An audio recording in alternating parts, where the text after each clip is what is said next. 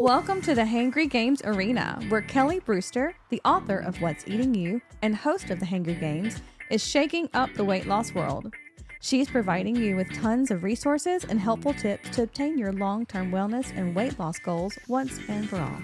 The Hangry Games is recorded and produced at Open Space Studios. What's up, my Hangry Game Nation? It is great to have you back in the weight loss arena. And boy, oh boy, I'm so excited. I have a treat for you today. We are going to talk about medications, and not just any medication. We are going to talk about weight loss medications. And you know me, we're going to tackle the GBUs, and that's the good, the bad, and the ugly. Now, let me tell you something about today's podcast. This is one of it. I'm not joking. This is one of the hottest topics trending in the medical fields right now. It's all over. It's like a social media craze right now. It's caused a frenzy with patients and pharmacies. Insurance companies are losing their minds over this. We've even had some medication shortages as a result. And I am going to totally give you this Medea version of the weight loss medications and how it fits into your long-term and wellness goals and weight loss goals. So it is incredible to me. I will tell you, been a busy week, but a good week. It's been a very good week. But I can't tell you how often I actually discuss this topic today, the topic of weight loss medications when in a women's healthcare clinic. Aside from libido and hormones, this is the topic that almost everybody wants to entertain at their annual appointment. And everybody wants a quick fix. Here I am, I'm talking and I don't even have my ears on. So I'm going to go ahead and put my ears on here. But they all want a quick fix. And you know, I get it. I know it would be nice to not have to swim against the current all the time. But it's not just the only part of that triad of treatment, which we'll talk about in a second. But you know what? Here's what I wanted to tell you. This is what is so crazy. In the United States alone, and this is just absolutely going to blow your mind, the average percentage for obesity in the United States right now is 39%. Obesity is defined as a BMI of 30 or greater. So and this actually took an up spike with COVID. And I mean, if you think about it, and I've actually got an entire chapter on COVID at the end of the book. I mean, COVID brought out the emotion in all of us, right? And so I think that many people turned to food for comfort. They were more sedentary than they normally would be. The virus itself likely changed some of our metabolic characteristics. There's so many possibilities there, but 39%. So you're talking about almost 40% of Americans are obese. That is insane. Frankly, if anybody can understand this, I'm in the frustration of overall wellness and weight loss. I'm going to tell you it's going to be me. I mean, I told you the first podcast, I've struggled with it since my brother passed. Again, it's one of the things that drove me to obtain additional education in obesity medicine. And it was the reason that the Prep For It steps were actually developed. So today we're going to talk about the triad of treatment, how medications affect this treatment model, and how medications can benefit you in your weight loss and wellness journey. Now, much like the diet plans that we talked about a few weeks back, there are tons, and I'm talking about tons of weight loss supplements, over-the-counter meds, gummies, blah, blah, blah, blah, blah. But basically, for the benefit of today's podcast, we are going to talk about the prescribed obesity medications and the medications for weight loss. Now, some of these meds have indications for weight loss, and a few I will talk about today a little bit further down the line are what we call off-label use. What that means is they may have been initially intended for one medical condition, but through the course of time, the medication, the providers and physicians and so forth realized they had weight loss potential. And so we have started using them in the weight loss arena. You always know when we tie this up and put a big bow on it that you're going to have what? Takeaways. Yes, that's right. You're going to have your homework. So I think the best thing to do here is to start off by really talking about the base on the triad of treatment, and that is the eating plan, with a change in behavior and, of course, the exercise regimen. Now, my patients do know me. They know me very well. They know when I do even the initial workups for weight gain, or if it's a follow-up or what have you on blood work or medications, I am always going to ask about the base of the triangle. So many people truly believe that medication should do all the work and allow them to continue their current lifestyle and food choices and still be able to look like Barbie or Ken. And that's just not realistic, folks. They want all the play with very little or if any pay, right? Medication is the tip of the triangle. It is where I will spend a little time talking with the patient and together with the patient making decisions on the best medication for their weight loss goals. The base of the triangle, so if you're thinking triad, think triangle, the tip is the medications. The base on the right and the left side is where they are going to spend day in and day out most of their time managing and changing their current lifestyle and food choices so that they can ultimately sustain their long-term goals. So if you're looking at it visually, at the tip we have the medication, and on the left you have the eating plan, behavior modification, emotional changes, etc. What I'm going to change there, and then I'm going to have the exercise on the right side. All of those things are very influential in the triad of treatment, but what holds the most brevity is the base of that triangle. And that's where you guys, you live there every day. When a patient sees me, they see me for 15, 20, 30 minutes, but they're with themselves every day. So those type of choices, those type of things, the base of that triangle really is going to hold the most brevity for their success. Now, what we do know is that research does show that if individuals taking weight management medications with a lifestyle and exercise changes, they have a potential to lose upward of 10% of their body weight. So if you're like 150 pounds, you have the chance of losing about 15 pounds. And I would actually say that with the newer medications that we have on the market now, we're noting somewhere around 15 to 20%, even 25% of body weight, which is absolutely incredible. Obviously, this varies from person to person, and it is directly affected by the base of the triad of treatment. But still, for so many people, these weight loss medications are like the Willy Wonka gold ticket. It's like, I got that ticket. It's working. Finally, something that will make the scale move a little faster in the right direction, right? So anyway, before we dive right into the different types of medications, let's talk about a few tips that we have to consider when actually making this decision. So, do you really need the medication? No, not really. You don't need the medication. Many individuals can lose their desired weight simply by changing the eating plan, lifestyle, and their exercise regimen. It's going to be a slower process. It's obviously the slow pace still wins the race. But again, it is your race and your pace, right? So if you think the medication would be beneficial, hey, Kelly, I've tried the exercise and the eating plan and the behavior changes, and I just feel like I am just really pushing against a current. It could be thyroid disease. It could be metabolic disorders and things like that. Medication is going to have a big benefit for you guys. When you are going to consider these medications, I do have a few tips that I want to give you when you're talking about this. I always recommend seeing a provider that has background in that particular disease process. So let me just put it this way. You're never going to make an appointment with me if you want treatment for a sprained ankle. Okay? I'm not going to have a clue. I've not done any orthopedic in my life. I've got the least amount of expertise in that area. You're just not going to come to see me for that. Don't go to see any Blow Joe for weight loss medication if they don't know your history, they haven't asked the right questions, because it is so important. Why? Why is it so important? Because first, your provider has got to know your medical history. What have you been treated for in the past? What have you dealt with? What surgeries have you had? I mean, if you've had gastric sleeve, or if you've had a bowel resection done, there are certain medicines that you're not going to be able to take. Well, they need to know that. They also need to know what are the current medications that you're on.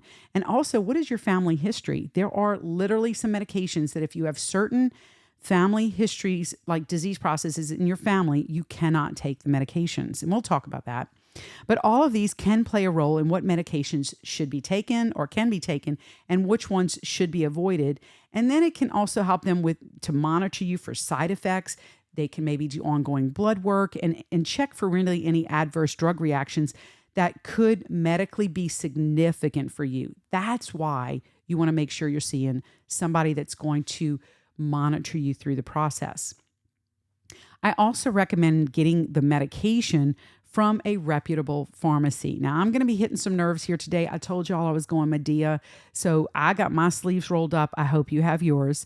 I do recommend this because let me tell you something. There's some really great local pharmacies, some mom and pops, and they've entertained some compounding of medications. They do follow very stringent guidelines to compound their medications, but here's the kicker. It's still not FDA approved. When you get a compounded medication, it is outside of FDA's approval. So all I'm asking is that you are aware, that you know, and that part may not matter to you, and that is okay, but you should be made aware so that you can, understand that particular medicine could potentially have limitations for you. Please know the side effects of the medication before you buy a $200 medication, people. I mean, don't spend that kind of money if you haven't done just a little bit of research or haven't gotten a little information from the provider. Why?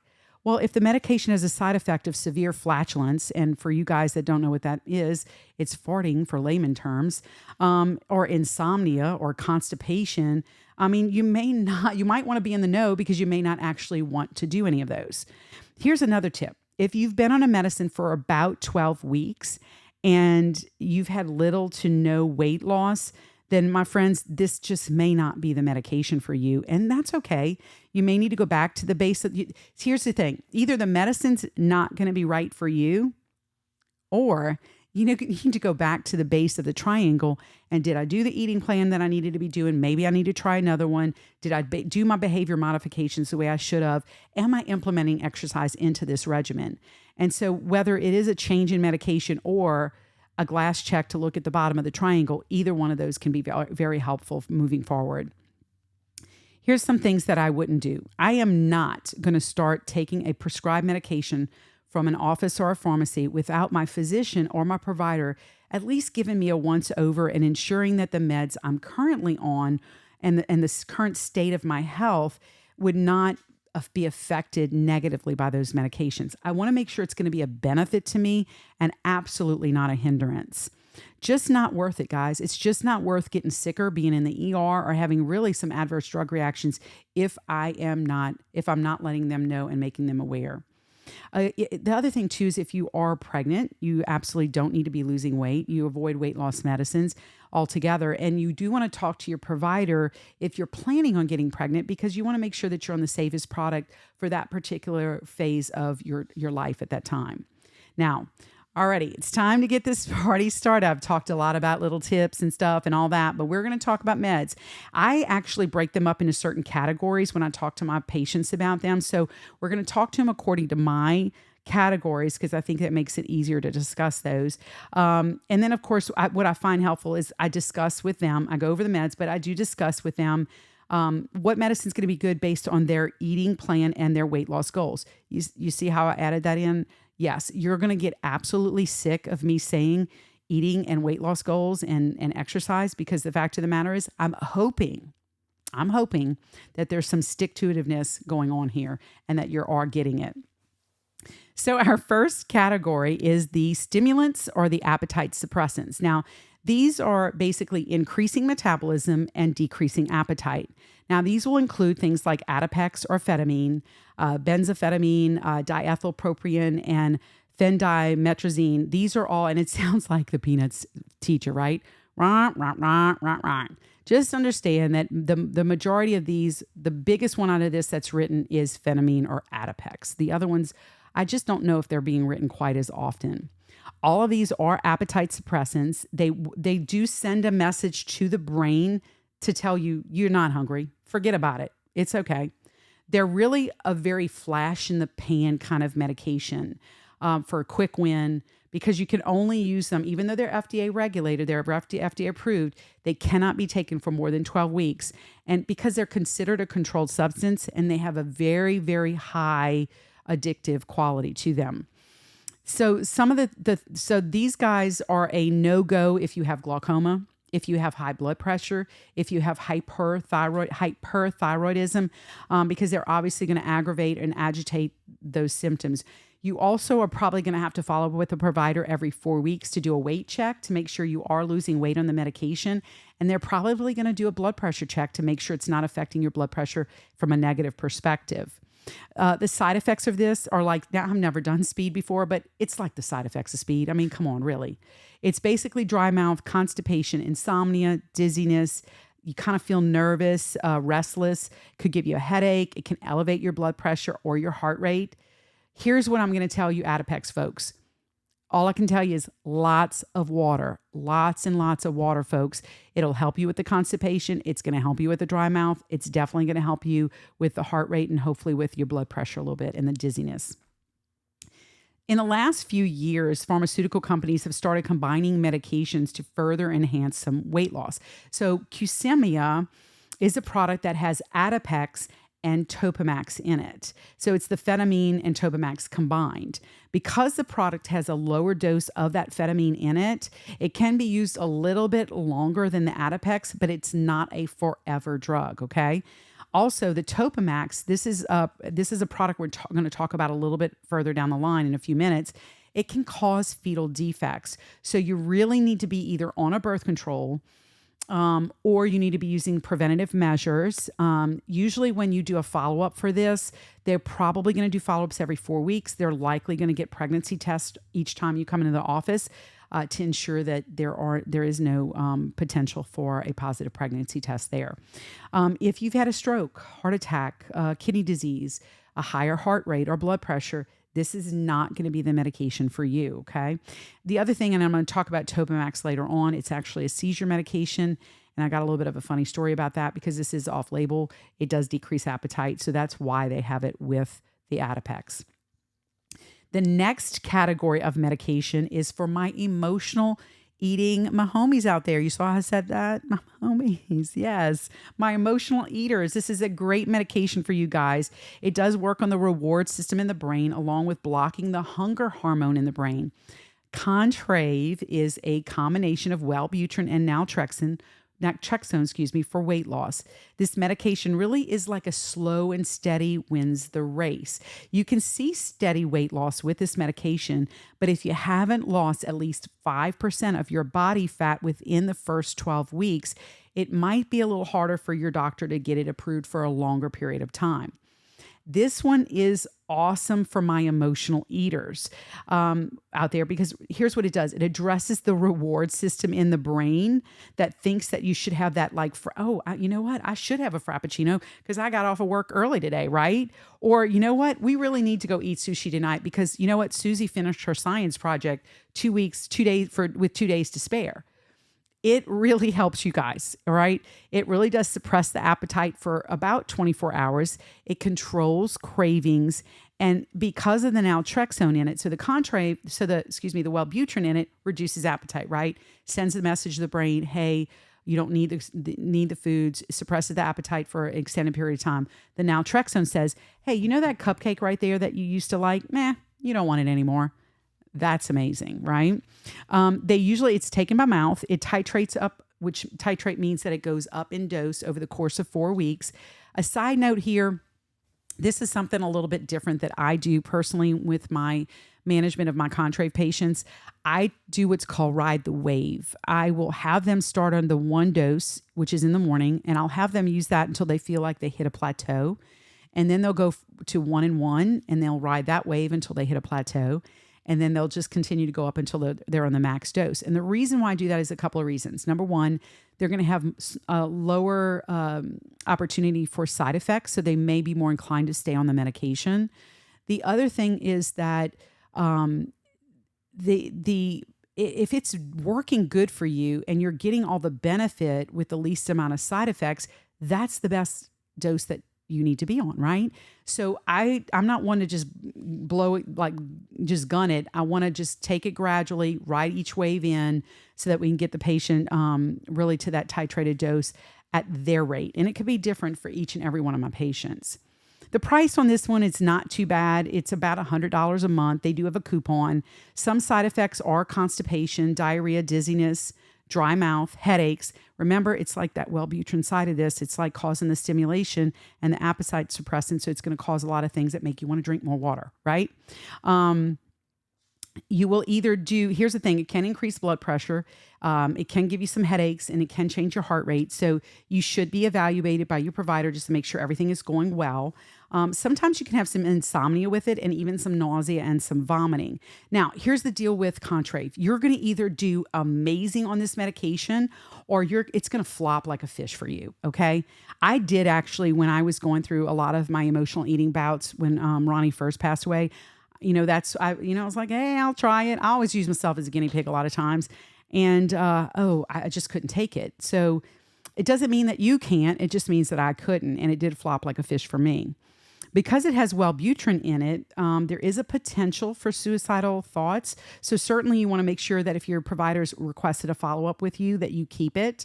The other good thing about this is that if you do suffer with a little bit of depression, this can be a total game changer for you, because not only is it decreasing the appetite, but it's actually helping me a little bit with my depression, which is amazing. Now, for whatever reason, if this is not covered, sometimes providers can actually write Topamax and Wellbutrin separately, which can make it a little bit more economical. But obviously, the FDA approved combination is the Contrave. So the next category for weight loss medications is for fullness and dumping. When you say that, you're like, okay, can we just skip over that category? Because it just doesn't sound very favorable to me. No, I can't, but yeah, it's not very favorable. Just saying that doesn't sound good. And I get it, but there is an over-the-counter medication. It's called Xenical, which is Ally. It trended really several years ago. Lots of people were on it. And the thing about it is you could eat regular foods. You could even eat high-fat foods, and it stopped the body and reduced the amount of fats your body could actually store from what we actually ate. So this sounds like it could be very promising, but here are the side effects, folks.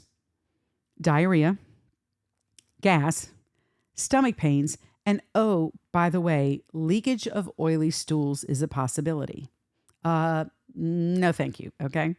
Since there is a potential to lose some of those fatty acids with the medications, you want to make sure you're taking a really good multivitamin if you decide to do this one with a DHA, which has a lot of your fatty acids in it. You should not take it with a cyclosporin.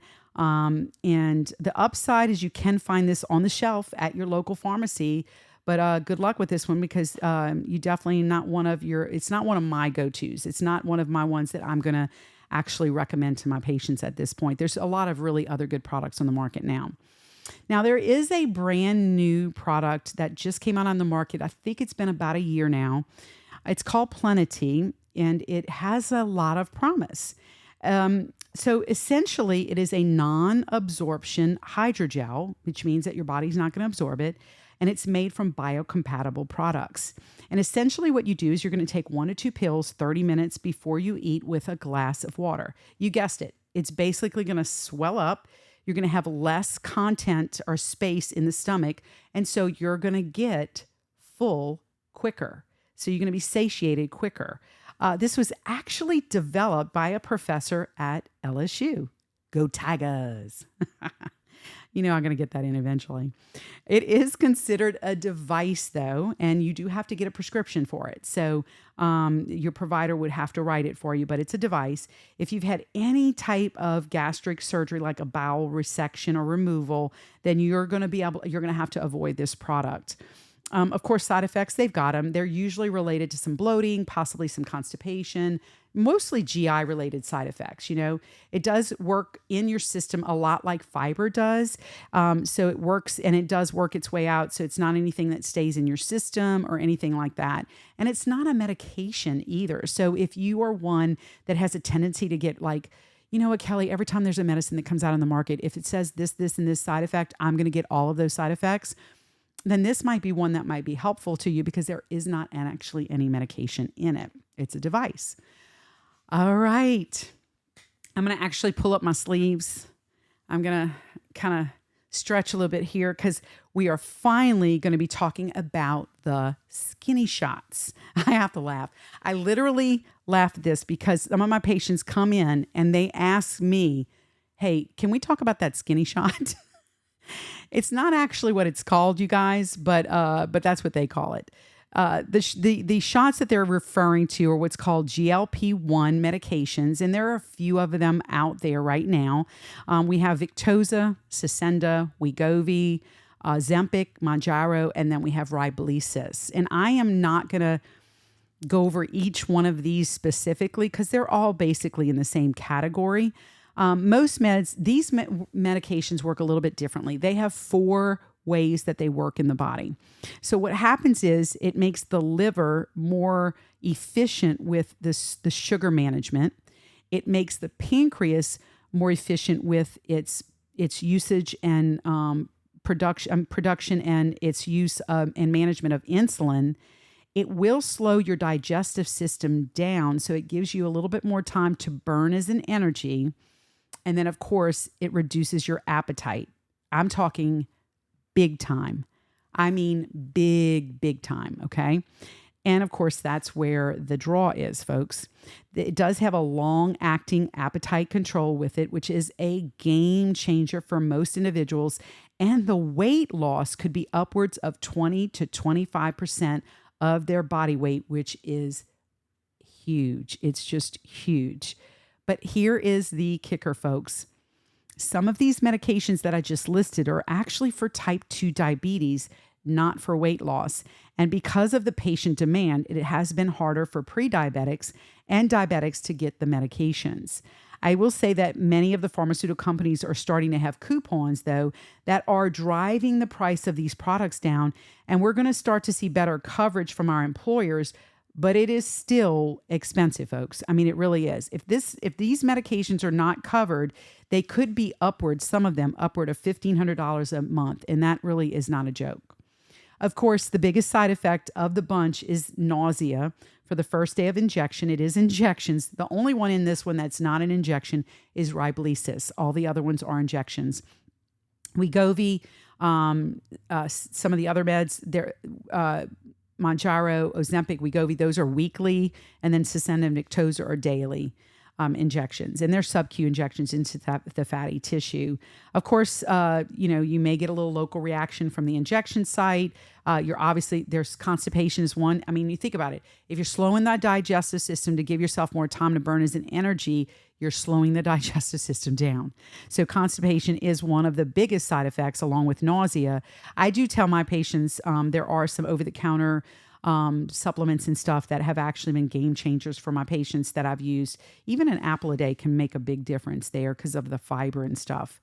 Now, these guys, the GLP-1s, have been known to improve body fat composition, reduce belly fat, reduce the chance of cardiovascular disease, and can even lower your A1C. So overall, these medications are game changers. They have busted open the obesity medicine field. It's just wide open. Now, I am going to talk about the elephant in the room here, and that is the compounded version of the GLP-1s. These are being formulated by pharmacies all around the U.S. Heck, they're on Instagram, like infomercials on Instagram now. I looked at it, I was like, what?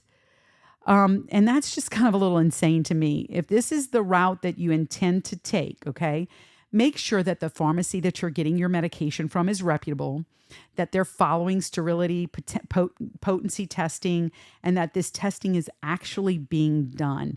This is so important, folks. This isn't just a supplement. This is a medication. Make sure that somebody's evaluated you, that you know that you are a candidate for this medicine. Why? Well, there's some contraindications for the GLP-1s. If you've got a family history of medullary thyroid cancer, you're not a candidate for this product. If you've got a family history of multiple endocrine neoplasia, you're not a candidate for the product. And if you personally have had a history of pancreatitis, you are not a candidate for the product. We mentioned, and I'm going to get into the next little topic here, but just one thing real quickly with the shots, because it is the biggest topic that we talk about, probably, like I said, other than libido and hormones, weight loss meds, but this one specifically is brought up by patients to us. And well, what about this one? Why can't I do this one? And there is a reason that your provider may be steering you in one direction versus the other. And some of it can be based on your history. Some of it can be based on what the actual indication of the medications for. For instance, Wegovy is FDA approved for weight loss. Mounjaro and Ozempic are not. I think Ozempic is going back for a weight loss indication. I don't know to date if they've gotten that yet. But again, we do use some of these medications off-label as providers. That's one of the things that we have the ability to do, is identify when something is working well in another area of the body and utilize that for the greater good. But again, I just wanted to make sure that I mentioned that, just be careful. Okay. So we did talk earlier that there are some off-label medications for weight loss, and there are a few. Some are very inexpensive.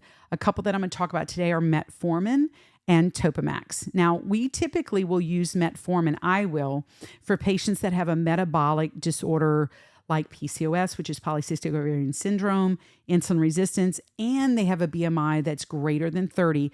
These guys this is going to be your zone. You're going to fly amazing right in this area, okay?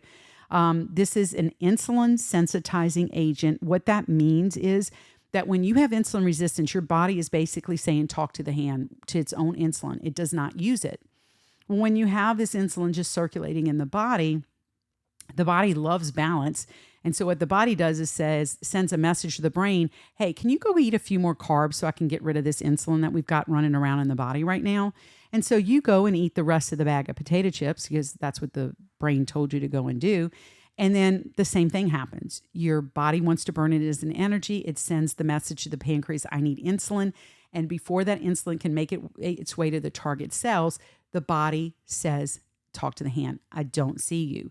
So what metformin does is it makes the body go, oh, that's my own insulin. I'm going to go ahead and use that. And when that happens, it reduces carb cravings that can lead to weight loss. So, of course, everything has its side effects, right? This one's no different. There is a little bit of diarrhea, probably a little bit of nausea the first few days of taking the medication. They do titrate this up. It is an oral. Sometimes it comes in a liquid form, but it's very hard to get the Riomet now. So usually it's just either going to be in Glumetza or metformin, glucophage, that kind of thing. It does have some side effects. Like I said, it does have nausea. It has diarrhea. But here's the big thing. If you eat a high carb, high fat meal, you will get what I call the Big Mac attack. And that is nausea, vomiting, and diarrhea. With metformin, you pay to play. And in fact, with those GLP-1s we just talked about earlier, if it tells you to eat like for this much food, like that, looks like it's the palm of my hand, and you're like, no, but I really love this food and I want to eat a little bit more, you're going to get sick on those meds too. So again, this is where your provider comes in. They're going to go over a lot of these side effects and potential risk factors and ADRs and stuff like that, so you're aware of it. So just be careful. Metformin is good. It can cause lactic acidosis. You just have to monitor patients when they're on it. And there are some weight loss medications that you can and you can't take with metformin. So please be careful with integrating some other medications with that product. Topamax is now found in Qsymia, but some people are actually on this by itself. It was originally used for seizure disorder to reduce the chance for seizures. It actually has been used to manage migraines, like people that have migraines and you want to try to reduce the long-term occurrence of migraines. It's been very helpful there. But what we noticed is that people were starting to lose weight. They had a decrease in appetite. So the Topamax was helping them with weight loss. Enter into the weight loss medication game then. And so it became one of those products that we actually went to. But here's what I would tell you, that this one with Topamax, one of the side effects with this product, where I told you I was the guinea pig. I tried a lot of the only thing I've never tried is the shot, because I don't like getting shots. Okay. I don't mind giving you one. I just don't want one. Well, anyway, I was in the clinic one day, and Dr. Williams and I will usually talk when we're in between patients and stuff. And I don't know how we got on the subject, but she was like, I'm related to a vigilante out of Spain. And she told me who it was. And I was like, oh, that's okay. That's cool. I said, you know what? I'm related to a vigilante out of Mexico.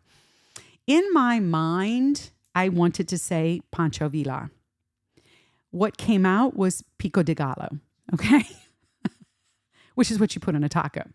So what I want you to know here is that Topamax can sometimes affect what you're thinking and then what actually comes out of your mouth. So you've been forewarned there, okay?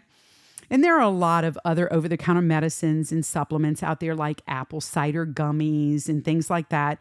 But here's what I'm going to caution you, and I don't have anything against that in particular. I'm just, telling you that there's some supplements out there. But here's what I'm going to caution you about. They're going to have a lot of supplements that are going to run across your Instagram posts and across your Facebook posts and are going to say, so-and-so lost 60 pounds eating hamburgers and French fries for 12 weeks, and she lost that 60 pounds in 4.5 days. That's a lie, okay? If it flops like a fish, it smells like a fish, and it's scaly, what is that, HG Nation? It's a fish, right? So if you're going to try some of these products, just going to it, educated, do your research, look at the reviews, look at the ingredients, make sure you've talked to your provider, see if it's something that you can take. If it is a stimulant, is it going to affect you, etc. And there are some great supplements out there, even for my metabolic disorder patients like the PCOS and insulin resistance. There are things like cinnamon extract, there's berberine, and even chromium picolinate, which can be very helpful for those particular metabolic conditions. Again, I cannot stress enough, though, you have to have a great eating plan, a good exercise program together at that base of the triangle. And I mean, all of these medications I just went over, right? If you don't have that eating plan, that exercise and behavior modification in place, all of these medications I just discussed are simply yo-yos. What goes down will eventually come back up.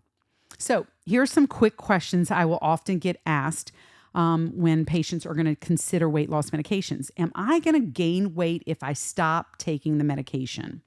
And the answer to that is yes, you possibly can, but that is directly correlated to the success of developing a sustainable eating plan and exercise regimen and the particular medication that you're on.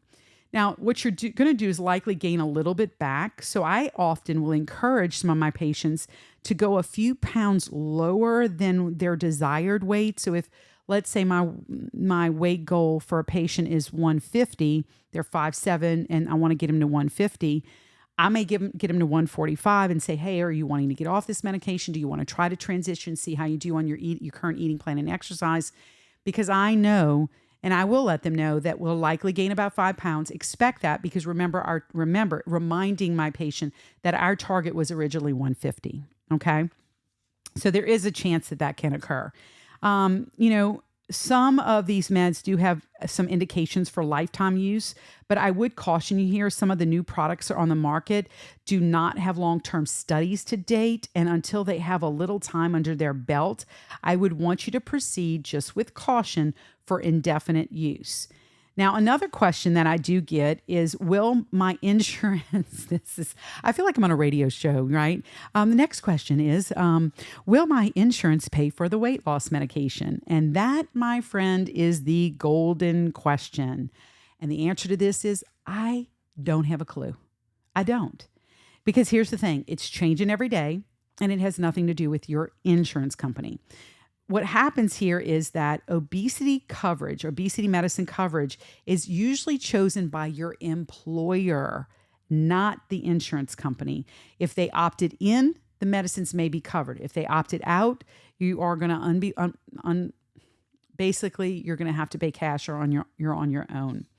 Now, some of the companies have put together some really sweet coupon programs and plans, and that can make the medicines a lot more affordable to people. So just keep that in mind. Don't be discouraged if your insurance company says no.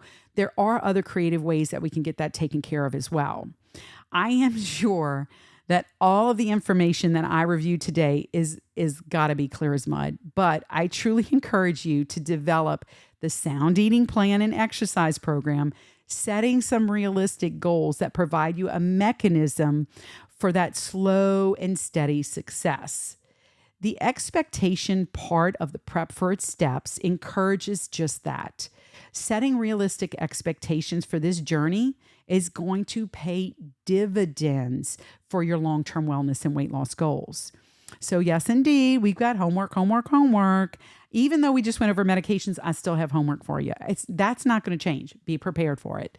I do want you to take some time to evaluate your current triad of treatment. Do the glass check. Am I eating the right foods? Am I avoiding the wrong? Am I eating the right amount of calories? Am I exercising? Is the medication that I'm on maybe not working? Those are the things I want you to kind of look at when you're looking at your current triad of treatment. Consider your expectations for weight loss. Are they realistic? Like we talked earlier, if I'm expecting to lose 2 to 3 pounds a week, I'm going to be honest with you. That's a false expectation. If you do, that's great. That's not the norm. This is what I do tell patients. If you lose a half a pound a week in a year, that's 26 pounds. That's awesome. If you just lose a pound a week in a year, that's 52 pounds. So you don't have to lose 60 pounds in 2 months for it to be a successful eating plan. So just keep that in mind. Do the medications that I take play a role in the outcome that I'm having? Do the research, people. Don't just jump on the bandwagon just because everybody else is doing it. Make sure it's a tried and true for you and that you're going to have the best benefit with the least amount of risk. That's what we want to do. When we're prescribing medicines, we're always wanting to look for the best benefit with the least amount of risk. And spend some time with your provider discussing the options and what really is the best choice for you based on your history, your family history, and your current meds, things like that. Oh my gosh. So I hope this has been a great topic for you today. I've enjoyed talking about it. It is something I talk about a good bit during a clinic day. I love spending time with you guys. It's a lot of fun doing this. I like taking tough topics like this and just taking that topic to the mat and beating them down a little bit. It is a little fun. Make sure to check out our prep4it.com website for some free resources. I do have some resources and some information and activity sheets for expectation. So that might even help you with your expectation about the triad of treatment there. Also make sure to go to the Amazon and Barnes & Noble links on the prep4it.com for your What's Eating You book.